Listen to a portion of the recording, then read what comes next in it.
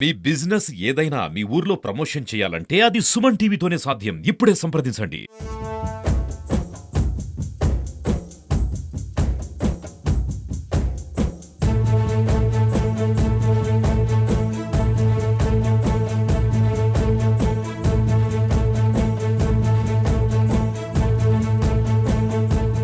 నమస్తే. Welcome to Suman TV. ఈ నెల 14వ తేదీన జనసేన ఆవిర్భావ సభ 12వ ఆవిర్భావ సభ భారీ ఎత్తున ప్లాన్ చేశారు. దీనికి సంబంధించి ఎలాంటి ఏర్పాట్లు చేశారు? ఏ విధంగా జరగబోతుంది తెలుసుకునే ప్రయత్నం చేద్దాం. సార్ నమస్తే అండి.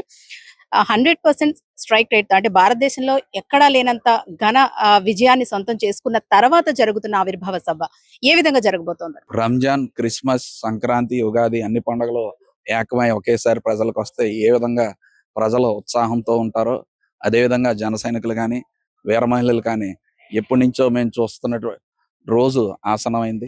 పవన్ కళ్యాణ్ గారు డిప్యూటీ సీఎంగా అసెంబ్లీలో అడుగుపెట్టిన తర్వాత జరిగే మొదటి ఆవిర్భావ సభ. కాబట్టి ఎంత తొందరగా ఆవిర్భావ సభ చూస్తామని చెప్పి అందరం కూడా ఉత్సాహంగా ఊగుతున్నాం. సార్ అంటే ఎంతమంది సభకు హాజరయ్యే అవకాశం ఉంటుందంటారు? ఇప్పటికే సుమారు 10 లక్షల మందికి ఏర్పాట్లు చేయడం జరిగింది. 10 లక్షల మందికి సౌకర్యార్థితం సభా ప్రాంగణం అంతా కూడా సౌకర్యాలన్నీ చేయడం జరిగింది. పక్క రాష్ట్రాల నుంచి కూడా, తెలుగు రాష్ట్రాల నుంచి కూడా భారీ ఎత్తున ఈ సభకి హాజరవుతారని కూడా మా దగ్గర పూర్తిగా ఇన్ఫర్మేషన్ ఉంది.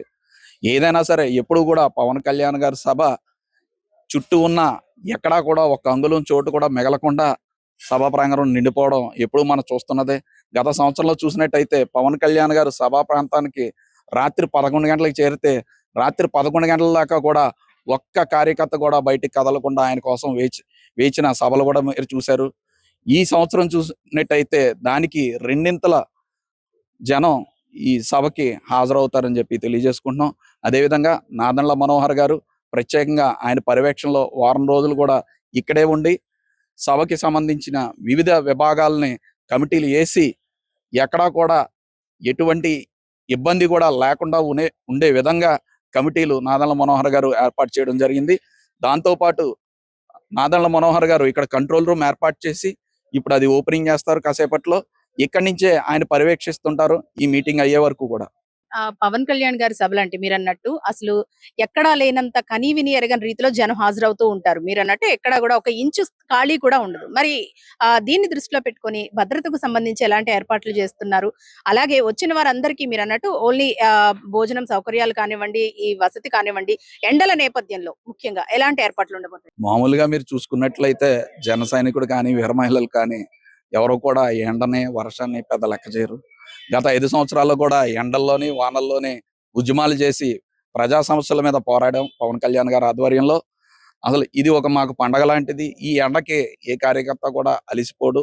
అయినా సరే అక్కడ అన్ని సౌకర్యాలు కూడా ఏర్పాటు చేశారు. బటర్ మిల్క్ కానివ్వండి, వాటర్ కానివ్వండి, కొంచెం గొడుగులు కానివ్వండి, అన్ని రకాలైన ఏర్పాట్లు చేశారు. కానీ ఏ ఏర్పాట్లు లేకపోయినా సరే జన సైనికుడు ఎప్పుడు కూడా ఉత్సాహంగానే ఈ సభలో పాల్గొంటాడు. ఈసారి జన సైనికుల ఉత్సాహం అంతా ఇంతా కాదనే చెప్పాలి. ఎందుకంటే గతంలో జనసేన ఏర్పాటు చేసిన సభల్లో వాళ్ళు హాజరైనా సరే ఈసారి ఏంటంటే 100% స్ట్రైక్ రేట్ అంటే మన భారతదేశంలో కూడా ఎక్కడ చూడలేదు. 100% స్ట్రైక్ రేట్ తో ఘన విజయం సొంతం చేసుకున్న తర్వాత ఏర్పాటవుతున్న సభ కాబట్టి మరింత ఉత్సాహంగా జన సైనికులు వచ్చే అవకాశం ఉంటుందంటారా? ఖచ్చితంగా మీరే చెప్తున్నారు కదా, మీ మాటలోనే మీరే తెలియజేస్తున్నారు 100% స్ట్రైక్ రేట్ భారతదేశంలో ఏ రాజకీయ పార్టీకి లేదని. సున్నాతో మొదలయ్యి ఈ రోజు 100% స్ట్రైక్ రేట్ విజయం పొందడం అంటే అది మామూలు విషయం కాదు. 151 సీట్ల దగ్గర మొదలైన జగన్మోహన్ రెడ్డి కేవలం 11 సీట్లకే, అర డజన్ కన్నా తక్కువ సీట్లకే పరిమితం అయిపోయారు. పవన్ కళ్యాణ్ గారు ప్రజల్లో విపరీతమైన నమ్మకం ఏర్పరచుకున్నారు.